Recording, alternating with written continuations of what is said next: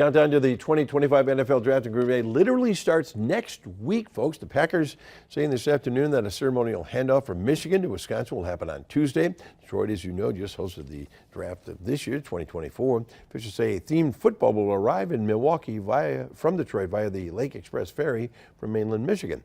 From there, the football will be biked north to Radnitsky Field, where Green Bay bike kids will join the final leg of the journey to the Packers atrium. Inside the atrium, a ceremony will unveil the 2025 NFL Draft Countdown Clock. The draft is expected to draw 250,000 people and bring in about $94 million to the state next year.